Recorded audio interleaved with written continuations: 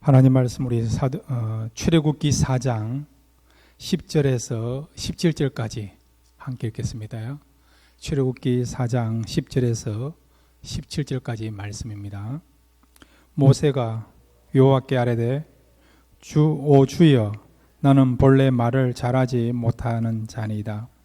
주께서 주의 종에게 명령하신 후에도 역시 그러하니 나는 입이 뻣뻣하고 혀가 둔한 자니이다.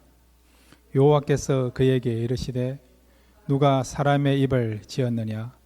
누가 말 못하는 자나 못 듣는 자나 눈 밝은 자나 맹인이 되게 하였느냐? 나 여호와가 아니냐?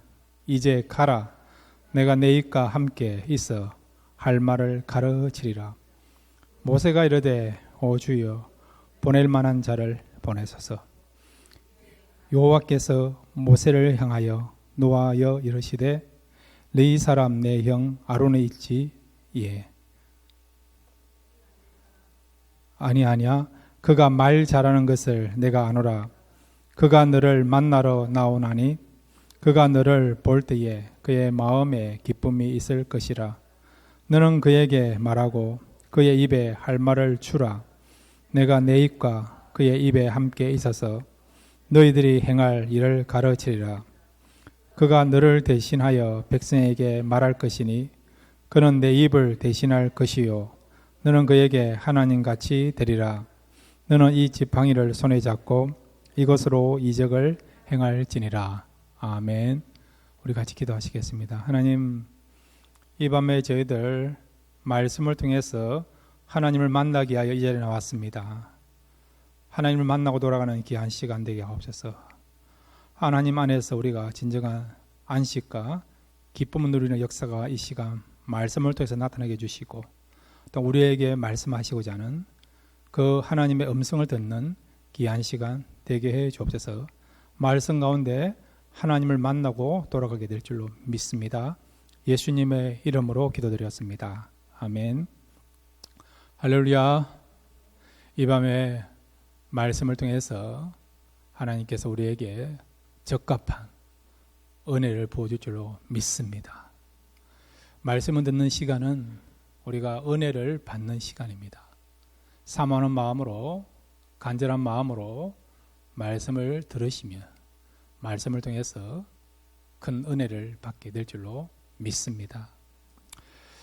오늘 내용은 하나님께서 모세를 설득하는 내용이에요. 3장부터 4장까지 하나님께서 모세에게 사명을 주셨어요. 애굽에 가서 고통당하는 너의 백성들을 하나님이 지시한 가나안 땅까지 인도하라. 그 명령을 모세에게 주셨습니다. 자, 근데 모세는 이런 하나님의 명령에 대해서 단호하게 거절합니다. 몇 번 거절하느냐? 우리 한국 사람은 3-4번 아닙니까? 3번만 거절한 게 아니고 5번에 걸쳐서 거절해요. 그때마다 하나님은 어떻게 인내심을 가지고 모세를 설득하고 있는 것을 보게 됩니다.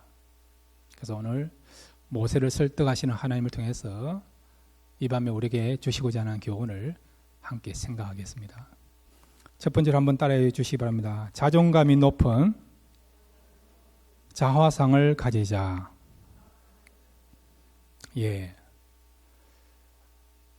3장에 보면 하나님께서 모세에게 이 백성들을 이곳으로 인도하라고 말씀하셨어요.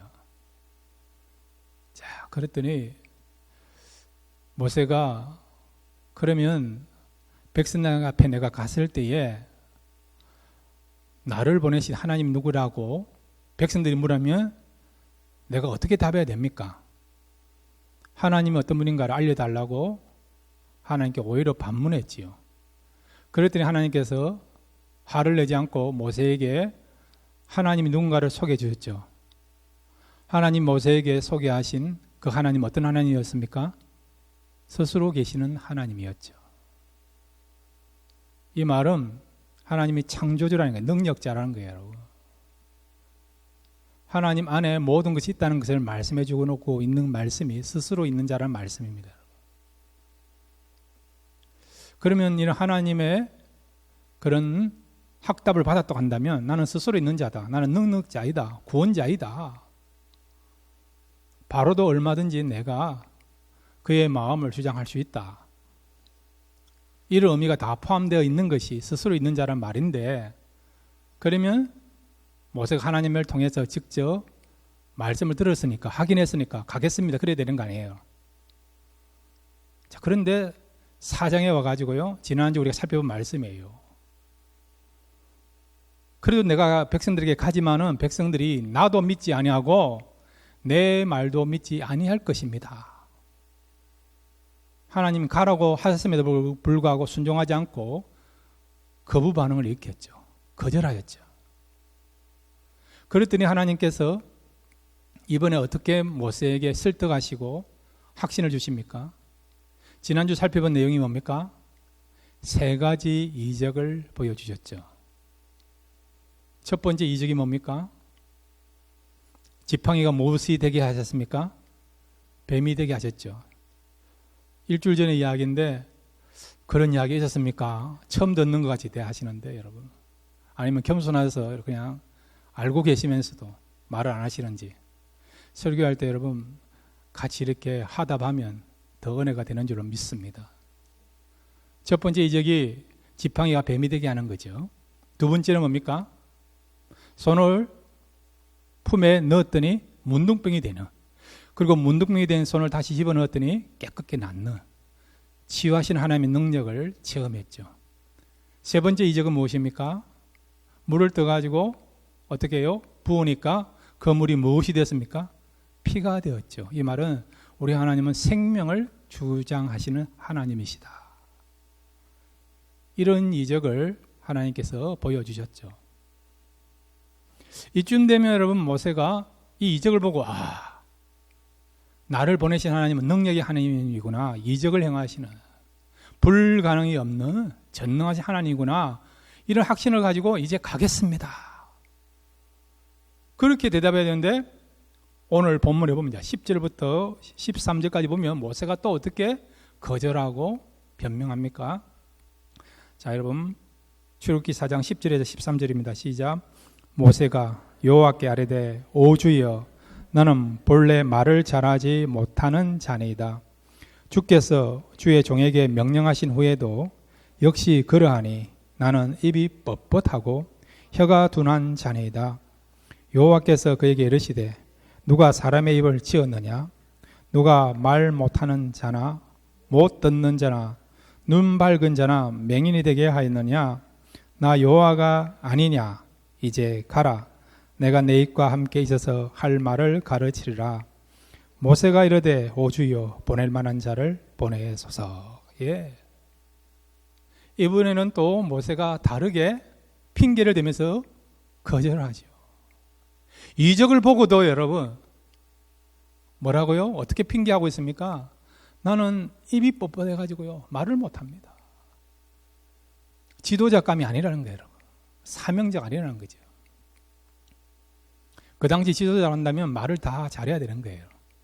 논리 정연하게 사람들을 설득시킬 수 있는 그런 말을 잘하는 사람이 돼야 되는 거죠. 그런 부분에서 나는 지도자감이 아니라는 거예요. 여러분. 적합한 사람이 아니라는 겁니다. 여러분. 이렇게 또 핑계를 대는 거죠. 여러분. 자, 여러분, 모세가 왜 이렇게 거절했을까요? 전체적으로 5번이나 왜 거절했겠습니까? 그것은 그의 지금 자아상이 잘못되었기 때문이라는 것입니다. 사람에게 여러분 2가지 얼굴이 있어요.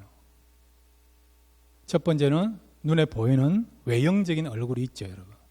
이목구비가 뚜렷한, 그죠? 여러분 잘생겼다, 또 보통이다, 개성 있게 생겼다, 그런 어떤 외형적인 얼굴이 있지 않습니까? 두 번째 얼굴은 뭐냐? 내면적인 얼굴이 있어요. 이걸 뭐라고 한다고요? 우리는 자아상이라 그런 것입니다. 자아상. 이 자아상이라는 것은 여러분 사람이 어떤 생각을 하느냐에 따라서 자아상이 형성됩니다. 민수기 14장에 보면 이스라엘 백성들의 자아상이 나오는데 그 자아상이 뭐냐고요?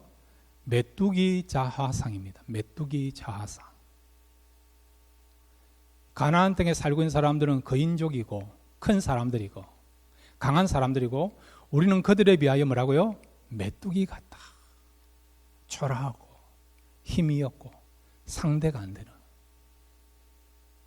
그런 존재라는 거예요. 여러분. 스스로가 우리는 메뚜기 같다.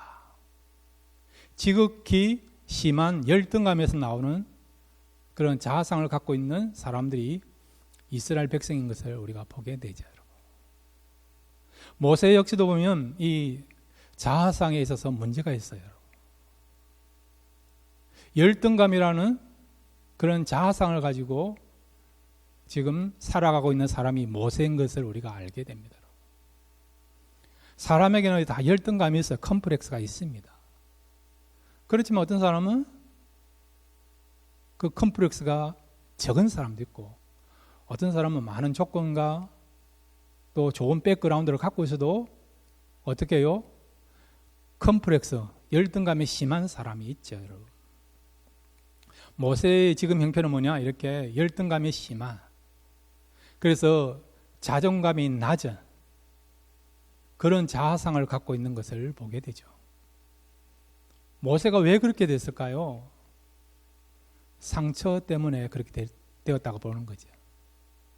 애굽에 있을 때에 어떻게 해요? 민족을 위해서 일을 하려고 했는데 자기 동족들이 자신을 인정하지 아니한 겁니다. 동족으로부터 지금 불신을 당하고 버림받은 거죠.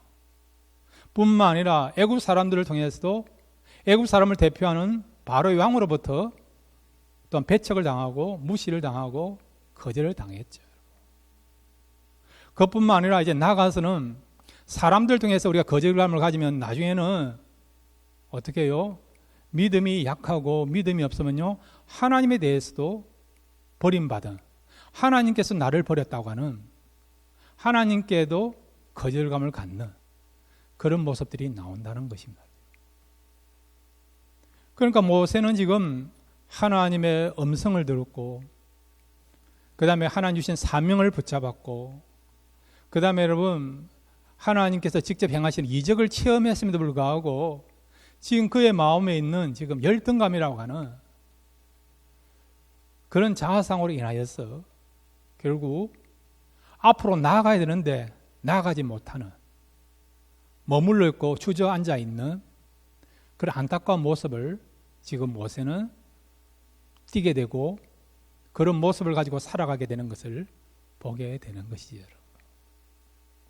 그래서 지금 그런 어떤 열등감이나 자존감 때문에 또 이런 자아상 때문에 결국은 하나님께서 주신 사명이 큼에도 불구하고 그 사명을 감당할 수 없다라고 하는 결론을 내리고 하나님의 그런 명령에 대해서 거절하게 되는 그런 자리까지 이르게 되는 것을 보게 되는 것입니다. 자, 그러면 여러분 우리가 어떻게 하면 우리의 자아상이요, 여러분 열등감이라고 하는 부정적인 그런 자아상이 아니고 긍정적이고 그 다음에 그런 열등감을 뛰어넘으면서 우리가 적극적이면서 그리고 또한 우리가 하나님 주신 일들을 힘있게 능력 있게 감당할 수 있느냐, 그것은 우리가 누군가를 바로 알아야 된다는 거예요. 여러분. 우리 자신이 누군가를 바로 알면 우리는 얼마든지 열등감을 뛰어넘을 수 있고 여러분. 부정적인 자아상에서 벗어나서 긍정적인 또한 적극적인 그런 자아상을 가지고 우리가 살아갈 수 있습니다. 자, 그러면 우리가 누구입니까? 이사야 43장 3절 4절, 이 이사야 고백이 여러분의 고백이 되기를 바랍니다. 이사야 43장 3절 4절입니다. 시작. 대저 나는 여호와 내 하나님이요 이스라엘의 거룩한 이요 내 구원자임이라. 내가 애굽을 너의 속량물로 구스와 스바를 너를 대신하여 주었노라. 내가 내 눈에 보배롭고 존귀하며 내가 너를 사랑하였은즉 내가 내 대신 사람들을 내어주며 백성들이 내 생명을 대신하리니. 아멘. 하나님께서 이사야 선지자를 통해서 우리에게 주신 말씀이에요. 우리가 누구냐 하니까 하나님의 눈에 보배롭고 존귀한 사람이란 거예요, 여러분. 그리고 하나님이 우리를 사랑하시는 사람이란 겁니다. 여러분, 하나님이 여러분을 사랑하십니다. 그리고 여러분은요, 하나님께 사랑받은 자요, 하나님이 여러분을 존귀하게 여기는 사람입니다. 보배 같은 존재 여기는 사람이 저와 여러분입니다. 만약에 하나님께서 우리를 얻는 데 있어서 나라를 내어준다면 나라를 대신 줄 수 있다는 거예요, 여러분. 애굽을 내줄 수 있고 구스를 내줄 수 있고 요즘 말로 미국을 내줄 수 있다. 그렇게 해서라도 우리를 얻을 수 있다 한다면 하나님은 나라를 내어줄지언정 우리를 내어주지 않고 우리를 구원하기 위하여 모든 희생을 치르면서도 어떻게 해요? 우리를 구원하는 역사를 나타내시고 구원의 은혜를 베푸시는 분이 하나님인 것을 말씀해 주고 있습니다. 그만큼 저와 여러분이 어떻게 해요? 하나님 안에 있어서는, 하나님 입장에 있어서는 가장 소중하고 귀하고 존귀하고 보배로운 존재입니다. 그러니까 여러분, 여러분의 자아상에 대해서 자부심과 긍지를 가지시기를 바랍니다. 그리고 여러분 자존감을 가지시기를 바랍니다. 세상 사람들은 얼마나 내가 부유하냐, 얼마나 좋은 학교를 나오느냐, 어떤 가문에서 태어났느냐, 얼마나 탤런트나 능력이나 기술이 있느냐, 요즘 같은 경우는 외모를 가지고 자존감이 올라가고 내려가고 그렇게 하지 않습니까? 근데 여러분, 우리는 세상적인 것 때문에 자존감이 낮을 필요가 없어요. 왜냐하면 하나님이, 이 우주를 창조하신 하나님이 우리를 가장 존귀한 자로, 귀한 자로, 보배로운 자로 여기기 때문에 저와 여러분은 날마다 자아상을 가질 때 이런 긍정적인 그런 자아상을 가지시고 자존감에 대해서 자부심을 가지고 살아가시기를 바랍니다. 두 번째로 여러분, 오늘 이 모세를 설득하신 하나님 통해서 우리에게 주시고자 하는 귀한 교훈이 있습니다. 한번 따라해 주시기 바랍니다. 하나님의 일은 말로 하는 것이 아니다. 예, 모세가요, 이적을 보고도 나는 입이 뻣뻣합니다. 말을 못합니다. 그래서 나는 지도자로서 그 역할을 감당할 자격이 없습니다. 하나님의 그런 요청에 변명하며 거절했지요. 자, 그랬더니 하나님이 뭐라고 말씀하십니까? 자, 4장 11절 12절 두 절만 같이 읽겠습니다. 시작. 여호와께서 그에게 이르시되 누가 사람의 입을 지었느냐? 누가 말 못하는 자나 못 듣는 자나 눈 밝은 자나 맹인이 되게 하였느냐? 나 여호와가 아니냐?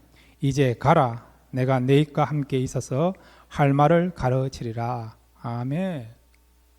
하나님이 인간을 만드시고 지었다는 거예요. 말 못하는 사람, 말 잘하는 사람 다 하나님이 지었다는 거예요. 그러니까 하나님이 창조주니까 얼마든지 하나님 역사하시면 네가 지금 말을 못해도 얼마 말 잘하는 사람이 될 수 있다는 겁니다. 그렇게 만들어질 수도 있다는 거예요, 여러분. 그 다음에 하나님 뭐라고 말씀하십니까? 가기만 하면 네가 해야 될 말을 내가 너의 입에 이어주겠다. 그러니까 이는 걱정하지 말고 무슨 말을 할 건가, 어떻게 설득할 것인가, 어떻게 논리를 전개할 것인가, 그런 거 생각하지 말고 그냥 나만 믿고 네가 무슨 말을 해야 될 것인가 내가 다 알려줄 거니까, 심지어 너의 입에 이어줄 거니까 내만 믿고 가라고 하나님이 명령하신 거예요. 이 말은 여러분, 하나님의 일은 말로 하는 것이 아니라는 것입니다. 말로 하는 거 아니에요. 사도 바울도 말로서 복음 전하려고 하다가 실패한 적이 있었습니다. 사도 바울이 가는 곳마다 성령의 도우심과 역사심을 통해서 교회가 세워졌어요. 에베소에서도 그렇고 고린도에서도 그렇고 베레아에서도 그렇고 여러분, 데살로니가도 그렇고 빌립보도 그렇고 가는 곳마다 복음의 역사가 나타나가지고요, 교회가 세워졌습니다. 그런데 유독 복음을 전했지만 교회가 세워지지 않은 큰 도시가 있어요. 어떤 도시입니까? 아테네입니다. 아테네.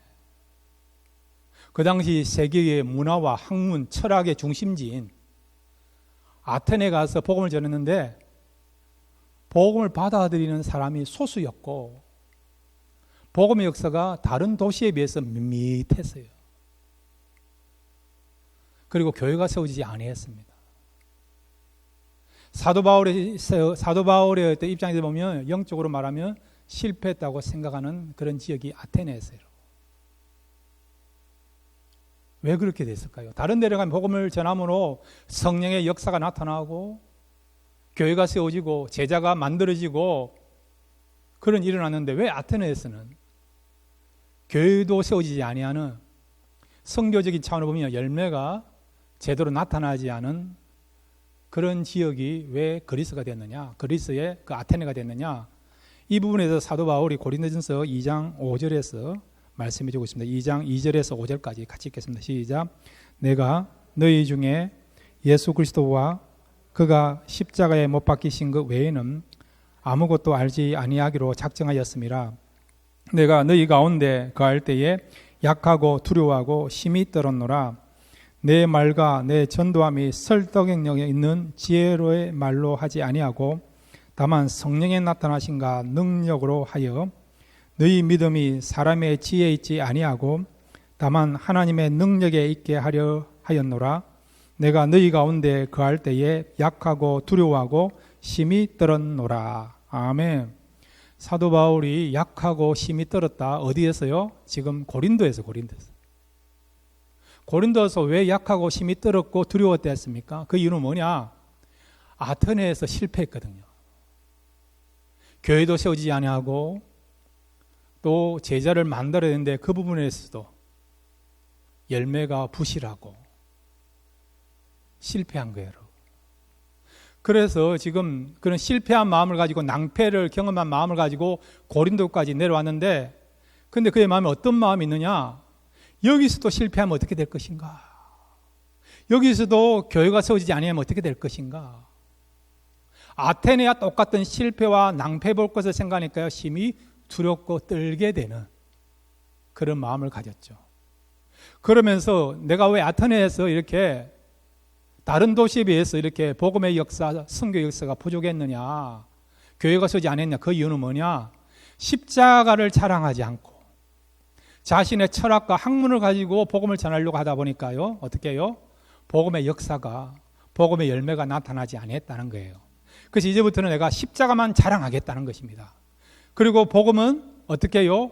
말과 설득력에 있는 것이 아니라 성령의 능력을 통해서 복음이 전파되고 복음의 역사가 나타난 것을 알고 그때부터는 십자가만 자랑하고 성령의 능력을 통해서 복음을 전함으로 고린도에서는 여러분 교회가 세워지고 사도 바울 생에서 가장 신실한 동력자를 가장 많이 배출한 교회가 고린도 교회가 되는 것을 우리가 보게 되는 것입니다.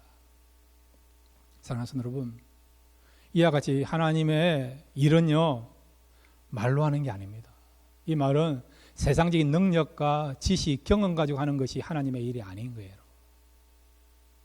선교사들이 선교지에 가서 복음을 전해요. 그 전에 여러분 현지에 가서 현지어를 배웁니다. 1년 정도도 하고 2년 정도도 배우고 이제 선교를 하는데, 자 여러분 1, 2년 해가지고 현지어를 다 이해하고 말을 하겠습니까? 우리가 지금 미국 와가지고 산지가 여러분 10년, 20년, 30년, 40년 되면 있지 않습니까? 다 영어 잘하는 거 아니지 않습니까? 물론 영어 잘하시는 분도 있지만 지금도 미국 사람 만나면 뭔가 이렇게 불편한 사람 있지 않습니까? 우리끼리 만나면 영어를 아주 박력히 힘있게 잘하는데 미국 사람 만나면 이렇게 막 아는 말도 잘 안 되고 여러분 그렇지 않습니까? 아니 영어도 그런데 여러분 현지어를 우리가 공부해가지고 복음 전한다는 거 쉽지 않아요 여러분. 근데 놀라운 것은 선교사님들이 그 복음 전하는 현장에 가가지고요 현지어를 1년, 2년 정도 배워가지고 복음을 전하는데도 역사가 일어나요. 열매가 맺어가요. 왜 그런 줄 아십니까? 이 말이 짧으면 어떤 일이 벌어진 줄 아십니까?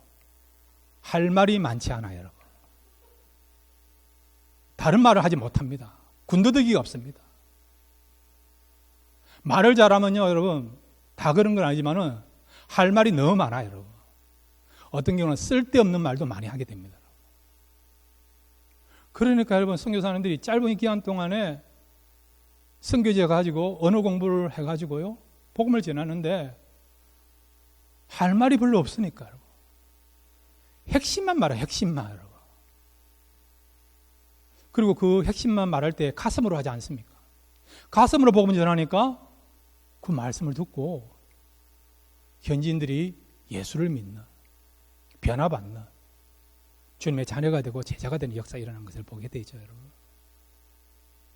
그러므로 여러분, 복음 전하는 거, 하나님의 사역은 말로 하는 게 아닙니다. 가슴으로 하는 것입니다. 성령이 주시는 불을 가지고, 성령님께서 주시는 영혼을 향한 열정을 가지고 하면요, 그 열정이 전달됩니다. 그러면 여러분, 말이 좀 부족하다 하더라도 얼마든지 복음에 대해 핵심된 내용만 전달되면 열매를 맺게 하신 분은 누가 하십니까? 성령이 하시는 거죠. 그러니까 여러분, 혹시라도 여러분 백인들이 지나간다 하더라도 여러분 영어에 대한 컴플렉스 느끼지 마시고 힘있게 여러분 God loves you. Jesus save you. 그렇게 하시면 됩니다. 성령 역사하시면 여러분 전하는 복음을 통해서 예수를 믿게 되고 주님을 알게 되는 그런 복음의 아름다운 열매가 맺어지게 될 줄로 믿습니다. 세 번째로 여러분, 오늘 모세를 설득하시는 하나님 통해서 우리에게 주시고자 하는 귀한 교훈이 있습니다. 한번 따라해 주시기 바랍니다. 하나님은 우리의 가능성을 보시고 부르신다. 예. 모세가요, 저는 말을 못합니다. 입이 뻣뻣합니다. 보낼 만한 자를 보내셔서 하나님께 또 거절했어요. 그럴 때 하나님께서 어떻게 해요? 또 인내하시면서 그래, 네가 말을 못했던 거 그러면 말 잘하는 네 형을 내가 보내주겠다. 그렇게 말씀하시죠. 자, 여러분 출애굽기 4장 13절에서 우리 16절까지 같이 읽겠습니다. 시작. 모세가 이르되 오 주여 보낼 만한 자를 보내소서. 여호와께서 모세를 향하여 노하여 이르시되 네 사람 내 영 아론이 있지 아니하냐? 그가 말 잘하는 것을 내가 아노라. 그가 너를 만나러 나오나니 그가 너를 볼 때에 그의 마음에 기쁨이 있을 것이라. 너는 그에게 말하고 그의 입에 할 말을 주라. 내가 내 입과 그의 입에 함께 있어서 너희들이 행할 일을 가르치리라. 그가 너를 대신하여 백성에게 말할 것이니 그는 내 입을 대신할 것이요 너는 그에게 하나님같이 되리라. 아멘. 하나님의 그런 생각 스케일을 우리가 당할 수 없어요. 하나님의 플랜을 우리가 상상도 할 수 없죠. 이렇게 말하면 하나님께서 이제 들어주지 않아. 그래?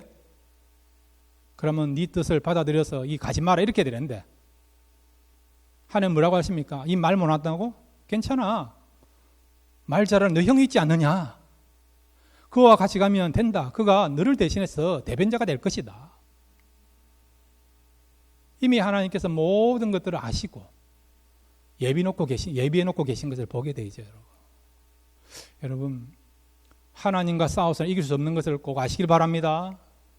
하나님과 싸우면요, 여러분 시간 낭비예요, 여러분.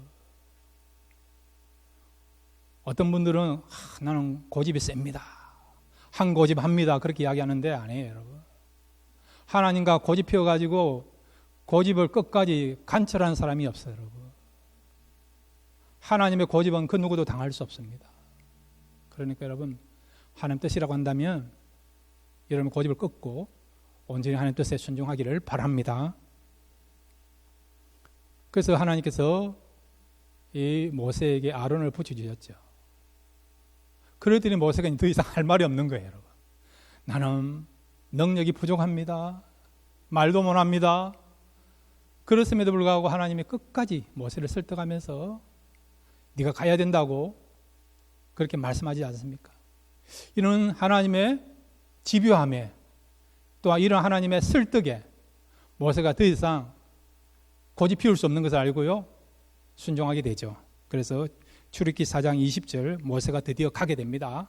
함께 읽겠습니다. 출애굽기 4장 20절입니다. 시작. 모세가 그의 아내와 아들들을 나귀에 태우고 애굽으로 돌아가는데 모세가 하나님의 지팡이를 손에 잡았더라. 아멘. 애굽으로 가지 않습니까? 그의 아내와 자녀들과 함께. 그리고 하나님의 지팡이를 잡고 가죠.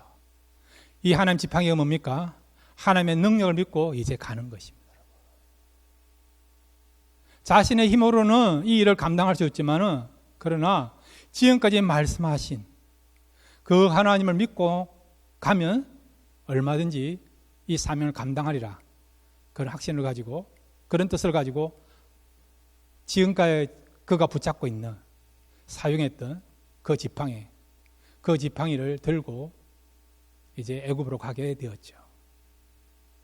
자, 이랬던 모세인데 5번에 걸쳐서 거절하고 반항하고 변명했던 모세인데, 이런 모세가요, 여러분 1년 만에 바뀌었어요.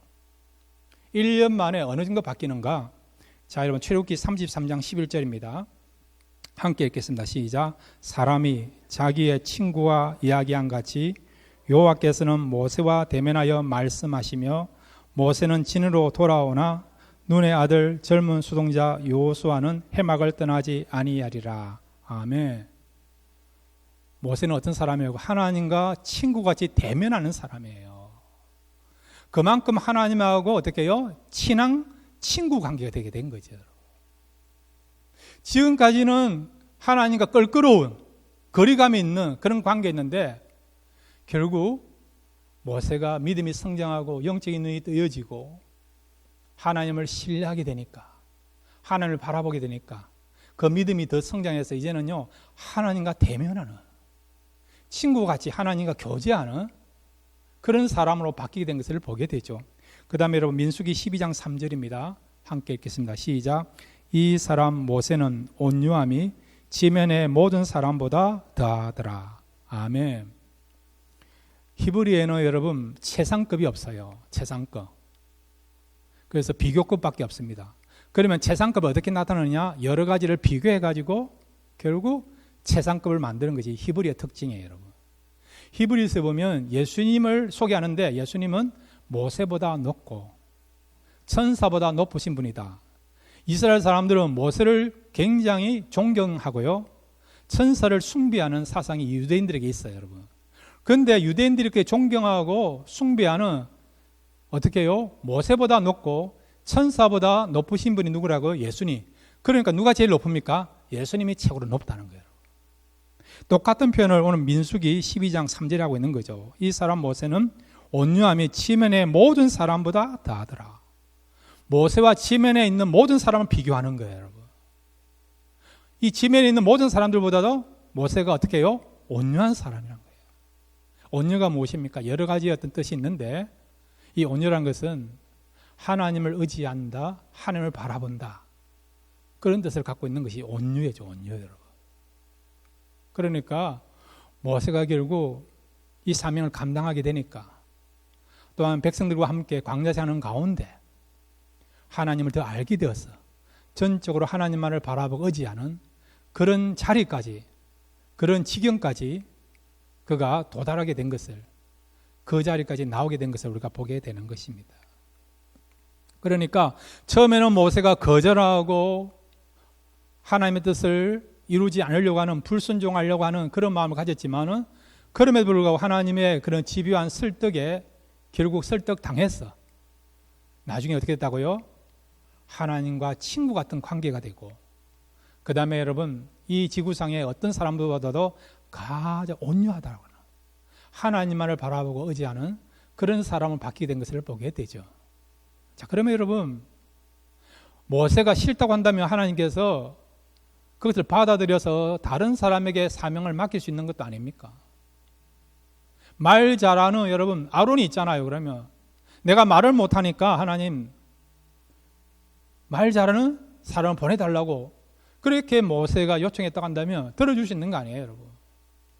아론이 모세보다 말을 잘하니까 얼마든지 아론을 세워서 모세에게 주신 사명을 맡길 수도 있는 거 아닙니까? 그럼에도 왜 하나님은 아론이 아니고 모세로 하여금 가라고 말씀하십니까? 아론은 모세를 돕는 자로 하나님이 세웠습니까? 왜 모세를 지도자로 세웠죠? 모세에 집착하는 이유는 뭡니까? 그 이유는 뭡니까? 하나님은 여러분 모세와 함께 일하기를 원하시는 것입니다. 그래서 하나님께서 모세를 5번이나 설득시키면서 모세를 보내시는 것을 보게 되죠. 저와 여러분도 마찬가지. 세상에 많은 사람들이 있어요. 우리를 왜 구원하십니까? 우리를 구원하시고 우리에게 왜 직분 주셨습니까? 그 이유는 뭐냐? 하나님은요, 우리와 일하기를 원하십니다. 우리와 교제하기를 원하십니다. 그리고 또 하나는 뭐냐? 지금은 우리가 부족하지만, 연약하지만은 우리의 나중을 보셔서, 우리의 우리의 어떤 가능성을 보셔서 우리에게 직분을 주시고 사명을 주신 것입니다.